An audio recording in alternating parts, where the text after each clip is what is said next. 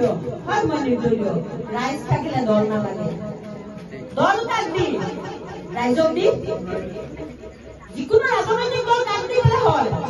ৰাইজক দি হয় যিফালৰ পৰা বৰষুণ আহিব মই ছাতি ধৰিম মোৰ ৰাইজৰ বাবে কামহে লাগে মই কাম আনিম মই যদি ৰাইজৰ কামৰ বাবে প্ৰধানমন্ত্ৰীক লগ কৰিব লাগে মই যাম এইখিনি প্ৰতিশ্ৰুতি দিলো আপোনালোকক মই জানিব লাগিব গতিকে আপোনালোকে এবাৰ দল নাচাবই ৰাইজ আমাৰ যদি এতিয়া যদি আপোনালোকে দল চায় তেনেহ'লে আমাৰ গাঁওখন আমাৰ এই অঞ্চলটো আমাৰ এই হাতীপাৰা গাঁও পঞ্চায়তখন আকৌ 5 বছৰ পিছুৱাই যাব আকৌ 5 বছৰ পিছুৱাই যাব আপোনালোকে কি চাই নেকি পিছুৱাই থকাটো আমিওতো অকণ আগবাঢ়িব লাগে হয়নে নহয় আমি আগবাঢ়িব লাগিব আমাৰ সমাজখন শিক্ষিত হ'ব লাগিব আমাৰ ল'ৰা ছোৱালীয়ে শিক্ষা পাব লাগিব তেতিয়া আমাৰ সমাজখন আগুৱাব আৰু এই সমাজখনৰ বাবে যদি মই কিবা এটা কৰিব খোজো তেনেহ'লে মোকো আপোনালোকে এটা প্লেটফৰ্ম দিব লাগিব যিটো প্লেটফৰ্মত ৰখি মই এই সমাজখনৰ বাবে কিবা এটা মাত মাতিব পাৰোঁ কিবা এটা কাম কৰিব পাৰোঁ গতিকে আপোনালোকৰ হাতে থাকে আজি গোটেই অসমত যেতিয়া মুছলমানক গালি দি আছিল সত্যৰঞ্জন বৰাই তেতিয়া সেই চিজন ফুলবিলাক ক'ত আছিল কওকচোন আজিৰ দিনত যে টিকেট লৈ আহিছে ভোট লাগে মিয়াৰ হয়নে নহয় কওক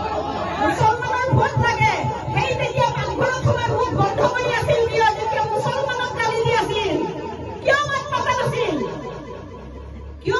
নাছিল তেতিয়া যেতিয়া মুছলমানক সকলোৱে গালি পাৰিছিল এক সত্যৰঞ্জন নামৰ কুকুৰ এটাই যেতিয়া মিয়াক গালি পাৰিছিল তেতিয়া অকল গোটেই অসমৰ ভিতৰত অকল ভাৰতকে মাত মাতিছিল তেতিয়া তেওঁলোক কিয় মনে মনে বহি আছিল উত্তৰ বিচাৰিছিল তেতিয়াতো মই আপোনালোকৰ ভোটাৰো নাছিলো তেতিয়াতো মই ইলেকশ্যন খেলাৰ কথাও নাছিল মইতো সাধাৰণ এগৰাকী গৃহিণী আছিলো মইতো মাত মাতিছিলো কাৰ বাবে মোৰ জাতিটোৰ বাবে মোৰ কৌমৰ বাবে মোৰ সমাজখনৰ বাবে গতিকে বিচাৰ আপোনালোকে কৰিব লাগিব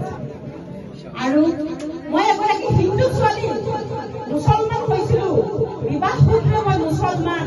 মই হিন্দু ঘৰৰ পৰা আহি মুছলমান হৈ যদি মুছলমানৰ বাবে মাত মাতিব পাৰিছিলো মুছলমানৰ ঘৰত জন্ম সেই পালি নেতাবিলাকে কিয় মাত নামাতিলে তাৰ উত্তৰ আপোনালোকে ভোট খুলিব আহিলে বিচাৰিবনে নাই ইনশাআল্লাহ আপোনালোকে বিচাৰিব লাগিব তেতিয়াহে আপোনালোকৰ বাবে কাম হ'ব আপোনালোকে প্ৰত্যুত্তৰ দিব লাগিব আপোনালোকে সুধিব লাগিব যে আজিৰ দিনত ভোট বিচাৰি আহিছে যোৱাকালি যেতিয়া আমাক গালি দিছিল তুমি ক'ত আছিলা কি আপোনালোকে সুধিব লাগিব গতিকে ইমান সমবেত ৰাইজ ইয়াত একেলগ হৈছে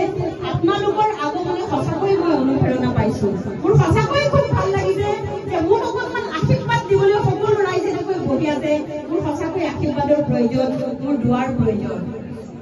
সকলো মুৰব্বীয়ে যদি দুৱা আশীৰ্বাদ কৰে সকলো ৰাইজে যদি দুৱা আশীৰ্বাদ কৰে আমাৰ মহিলা শক্তি আছে আমাৰ যুৱ শক্তি আছে সকলোৱে যদি মোৰ হৈ অকণমান কষ্ট কৰে ইনশাআল্লাহ মই ছাকচেছ হ'ব পাৰিম ইনশাআল্লাহ মই সফল হ'ব পাৰিম আৰু অহা 7 মে তাৰিখে যি নিৰ্বাচন আছে পঞ্চায়ত নিৰ্বাচন এই পঞ্চায়ত নিৰ্বাচনত আপোনালোকে ভোট কেন্দ্ৰত গৈ এইবাৰ কিন্তু 3টা বেলট হ'ব আগতে 4টা আছিল এবাৰ সভাপতি নাই গতিকে 3টা বেলট হ'ব জিলা পৰিষদৰ বেলটৰ ৰংটো হ'ব পাতল নীলা ৰঙৰ এটা কাগজ থাকিব এই কাগজটোত 4টা ছবি থাকিব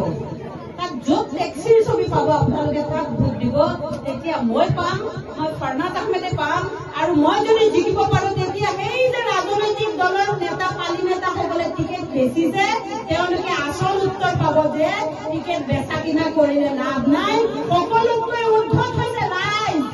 ৰাইজে নখ জোকাৰিলে লৈ গৈ হয়নে নহয় ইনশাআল্লাহ আপোনালোকে টেক্সিৰ